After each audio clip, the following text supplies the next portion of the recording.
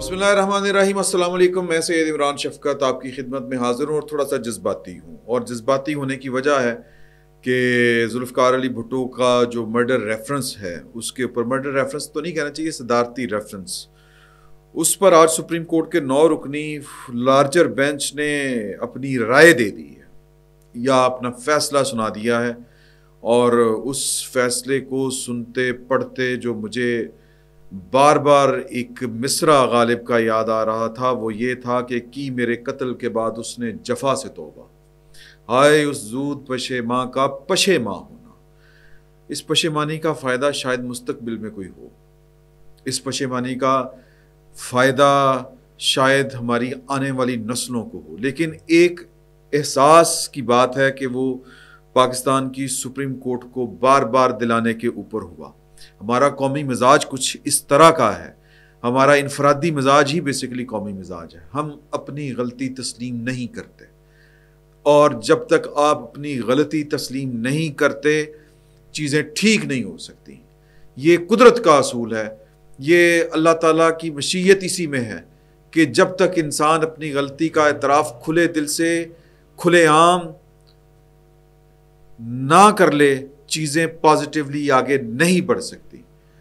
अमाल का दारो मदार नीयतों के ऊपर है। ये बात जो है, ये हदीस मुबारका ये समझने से ताल्लुक़ रखती है। आप एक ही अमल करें, आपकी नीयत मुख्तलिफ हो, नताइज मुख्तलिफ आएंगे। बरकत होगी या फिर बेबरकती होगी, बुरी नीयत होगी, बेबरकती होगी। अब इस बरकत को ज़ाहिर है कि जो जदीद दौर के अजहान हैं, जो बहुत लॉजिकल होकर सोचते हैं, जो 2 जमा 2 = 4 या 2 जमा 2 बराबर है 4 के, इस तरह की साइंस के साथ चीज़ों को समझते हैं, उनको बरकत की समझ में नहीं आती। और जिनको ये समझ नहीं आती वो पाकिस्तान के आज के हालात देख लें। पाकिस्तान बेबरकती का शिकार है, पाकिस्तान में बरकत उठ चुकी है, और ये उठने की वजह हमारी रूलिंग एलीट की वजह है, उनके अमाल की वजह से है। मैं ये लेक्चरबाजी नहीं करना चाह रहा, लेकिन ये बात अपनी जगह के ऊपर दुरुस्त है कि हमारा इनफरादी मसला भी यही है और इज्तिमाई मसला भी यही है कि हम अपनी गलती का एतराफ़ नहीं करते, गलती तस्लीम करके उसको सुधारने की कोशिश नहीं करते। कई साल लगे जुल्फ़िकार अली भुट्टो साहब की इस गलती को सुधारने में, या जुल्फ़िकार अली भुट्टो से मुतल्लिक जो फ़ैसला था सुप्रीम कोर्ट का, यहाँ पर तो लोग इनफरादी तौर पर गलती तस्लीम नहीं करते, अदारा जाती सतह के ऊपर गलती किस तरह तस्लीम की जाती।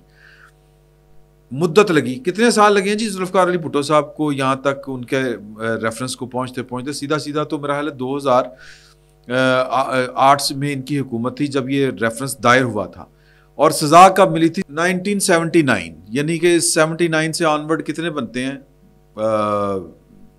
80, 20, 21 हो गए, 21 और ये 24 ऊपर लगा लें आप, तकरीबन ये कुछ 44 साल बनते हैं, कम से कम 44-45 साल बनते हैं। तो 44-45 साल में जुल्फ़िकार अली भुट्टो के केस में या उस गलती को तस्लीम करने में लगा कि फेयर ट्रायल का मौका नहीं मिल सका जुल्फ़िकार अली भुट्टो को। और इसका दूसरा मतलब ये है कि उनको अपनी बेगुनाही साबित करने के लिए मौका नहीं दिया गया, या जो जालिम था, जो जाबर था, ज़ियाउल हक साहब, उनका प्रेशर इतना था कि ना जुल्फ़िकार अली भुट्टो साहब की गवाही को माना गया। और केस ही क्या था यार, केस ही कोई नहीं था। दफ़ा 109, ना उससे पहले किसी को इसमें सज़ा मिली ज़ाब्ता फौजदारी में, ना उसके बाद मिली।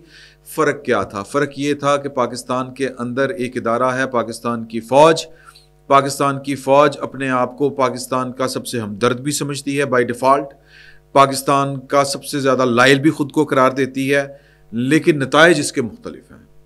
अगर वो बहुत ज़्यादा लायल है, यानी वो अब मतलब इस तरह की लायल्टी का हमने क्या करना है जब उसका रिज़ल्ट ही ठीक ना निकले।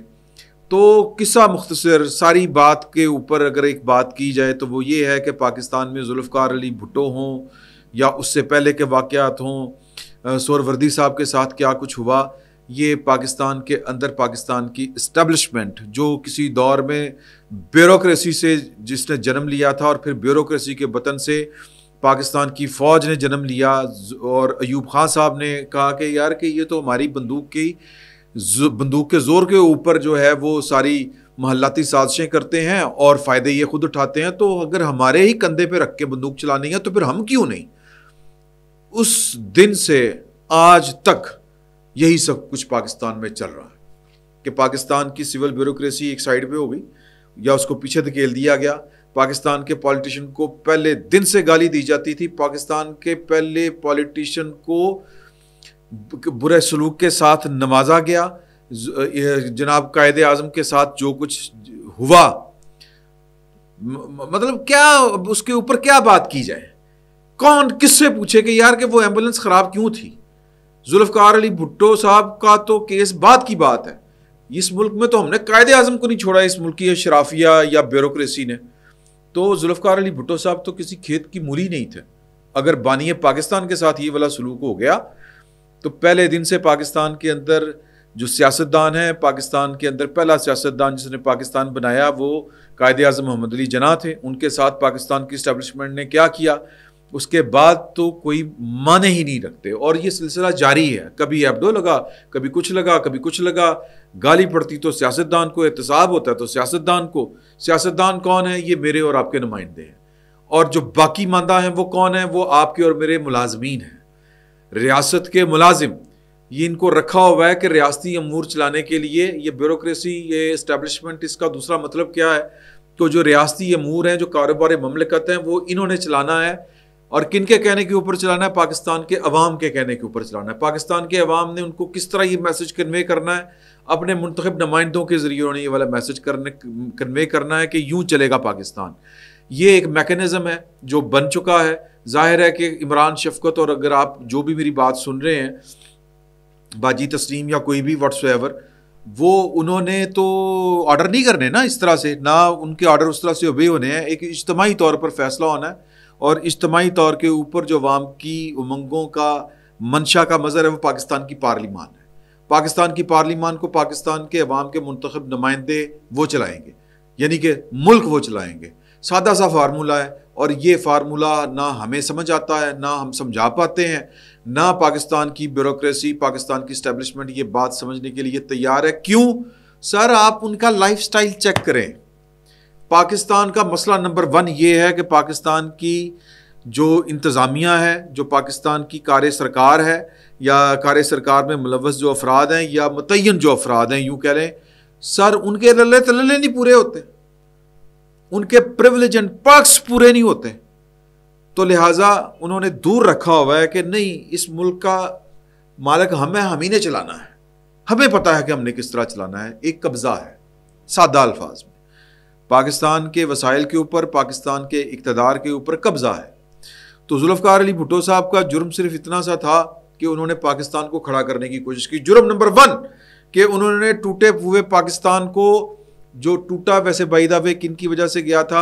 ایوب خان صاحب کی وجہ سے پاکستان ٹوٹنے کی بنیاد رکھی گئی, اور یحییٰ خان صاحب نے آ کے اس کو تکمیل تک پہنچایا. الیکشن ہو گیا تھا, اقتدار جو تھا حوالے کر دیتے. اور جب الیکشن ہو رہا تھا, جب پاکستان کے حالات خراب ہو رہے تھے, حمود الرحمان کمیشن رپورٹ پڑھیں, ہم تک وہ جتنی بھی پہنچی ہے اس میں لکھا ہوا ہے کہ پاکستان کی حکمران اشرافیہ, پاکستان کی اسٹیبلشمنٹ عورتوں کے چکر میں تھی. شراب, شباب, کباب. وہ کون سا واقعہ ہے کہ وہ پول کے اوپر ادھر پاکستان ڈوب رہا تھا, مشرقی پاکستان آپریشن چل رہا تھا, اور ادھر رات کو یحییٰ خان صاحب جو ہیں وہ سوئمنگ پول میں برہنہ عورتوں کے ساتھ نہا رہے تھے, اٹھا کے ان کو سوئمنگ پول میں پھینک رہے تھے. تو پاکستان کی تاریخ جو ہے وہ, اور پھر یہ لوگ مائنڈ کرتے ہیں. اگر آپ یہ بات کریں, ان کے چلن کی بات کریں تو مائنڈ کرتے ہیں. اب ان ساری باتوں کے اوپر ذوالفقار علی بھٹو صاحب کے قصور تھے 2-3 گن چن کے. ایک کہ انہوں نے ٹوٹے پھوٹے پاکستان کو کھڑا کیا, آئین دیا, متفقہ آئین دیا, پاکستان کے عام آدمی کو 1 مین 1 ووٹ. اس سے پہلے پاکستان کے اندر حکومتیں کس طرح بنتی تھی, کس طرح نہیں بنتی تھی, پتہ ہی کوئی نہیں ہوتا تھا. رات کو کچھ سوتا کوئی تھا, صبح اٹھتا تھا تو وزیر اعظم کوئی اور ہوتا تھا, یا مارشل لا لگا ہوتا تھا, یا کچھ مارشل لا کے اندر مارشل لا لگ جاتا تھا. ایک عجیب و غریب قسم کا ماحول بنا ہوا تھا. تو انہوں نے یہ 2-3 کام کیے, کچھ غلط بھی کیے ہوں گے. پھر ان کا ایک بڑا جرم یہ تھا, یہ مجھے ایک بڑی اہم شخصیت نے یہ والی بات بتائی کہ وہ جو جب 90,000 قیدیوں کو پاکستان لے کے آئے تھے تو وہاں پر جو کھڑے جرنیل تھے ان کی طرف اشارہ کر کے انہوں نے کہا کہ انہوں نے تمہیں قید کروایا اور میں تمہیں قید سے لے کے آیا ہوں. یہ جرم تھا واحد. اور بھی جرم ہوں گے. یہ جو میں بول رہا ہوں، یہ جو مجھے اپنے حقوق کا پتہ ہے، یہ پاکستان میں ناپید تھا. پاکستان میں ہمیں پتہ ہی نہیں تھا، ہمیں اندازہ ہی نہیں تھا. ہمیں یہ جو 1 ووٹ اور حکومت کس طرح بنے گی، یہ ملک تمہارا ہے، یہ ذوالفقار علی بھٹو نے باور کرایا اس قوم کو. وہ جرم ان کے گلے پڑ گیا اور پھر وہ پھانسی تک پہنچے. یہ تاریخ ازبر ہے سب کو. اب سوال یہ پیدا ہوتا ہے کہ کیا پاکستان کی اسٹیبلشمنٹ کا چلن تبدیل ہو چکا ہے؟ کیا پاکستان کی اسٹیبلشمنٹ اپنے آپ کو ماضی کے اپنے چلن سے علیحدہ کر چکی ہے، بدل چکی ہے؟ کیا تاریخ ایک بار پھر عمران خان صاحب کی صورت اپنے آپ کو دہرا رہی ہے؟ کیا عمران خان صاحب ذوالفقار علی بھٹو کے نقشے قدم کے اوپر چل رہے ہیں؟ یہ بڑا اہم سوال ہے. کہیں ہم غلطی پر تو نہیں ہیں؟ کہیں ہم یہ تو نہیں سمجھ رہے کہ ذوالفقار علی بھٹو کچھ اور کر رہے تھے، عمران خان صاحب کا راستہ کوئی مختلف ہے، یا یہ جو ہم سمجھ رہے ہیں یہ بالکل درست ہے؟ یہ وہ ساری باتیں ہیں جن کے اوپر ہمیں سوچنا پڑے گا، ہمیں اس پر غور کرنا پڑے گا، اور ہم اس پر غور کریں گے. اور اس پر غور کرنے کا جو بہترین فورم ہے وہ بیٹھک ہے. بیٹھک میں یہ بات رکھیں گے، اس پر غور کریں گے اور سوال اٹھائیں گے کہ ذوالفقار علی بھٹو کی سیاست کیا تھی، ذوالفقار علی بھٹو صاحب پھانسی کیوں چڑھائے گئے، اور عمران خان صاحب نے پاکستان میں جو کچھ کیا ہے کیا وہ ذوالفقار علی بھٹو سے مماثلت رکھتا ہے؟ میں ذاتی طور پر سمجھتا ہوں کہ بڑا فرق ہے. لیکن اس کے باوجود جب آخر میں گنتی ہوگی تو سوال یہ پیدا ہوتا ہے کہ عمران خان کا شمار ہم کہاں پر کریں گے؟ جب آخری مارکا ہوگا، جب اس کے نتائج سامنے آ چکے ہوں گے، تو ہم عمران خان صاحب کا شمار کسی انقلابی میں کریں گے یا کسی خرابی میں کریں گے؟ یہ $1,000,000 کویسچنز ہیں. ان پر ہمیں غور کرنا ہے، ان پر ہم غور کریں گے. مجھے ابتدائی طور پر جو بات سمجھ میں آتی ہے وہ یہ ہے کہ ذوالفقار علی بھٹو صاحب کسی اصول کے اوپر کھڑے تھے. غلطیاں ان سے بھی ہوئی ہوں گی، وہ کوئی فرشتے نہیں تھے. غلطیاں عمران صاحب نے بھی کی ہوں گی، وہ بھی کوئی فرشتے نہیں ہیں. لیکن سوال یہ پیدا ہوتا ہے کہ کیا ان کی غلطی ایک جیسی تھی، یا ذوالفقار علی بھٹو کی کوئی غلطی نہیں تھی؟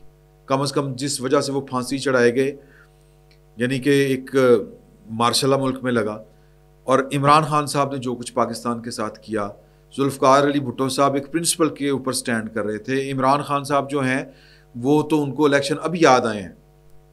عمران خان صاحب تو اپنی مرضی کا آرمی چیف لگوانا چاہتے تھے. لڑائی یہاں سے شروع ہوئی تھی. آپ دیکھ لیں، تاریخ اٹھا کے دیکھ لیں، کوئی بہت زیادہ پرانی بات نہیں. ان کی لڑائی اس بات سے شروع ہوئی تھی کہ میں نے اپنی مرضی کا آرمی چیف لگانا ہے، اور وہ کہہ رہے تھے کہ ہماری ساڈی بلی سانوں میں آؤ. تو یہ بیسک لڑائی تھی. ذوالفقار علی بھٹو صاحب پاکستان کے آئین کی بات کرتے تھے، پاکستان کے دستور کی بات کرتے تھے، پاکستان کے عوام کے حق حاکمیت کی بات کرتے تھے.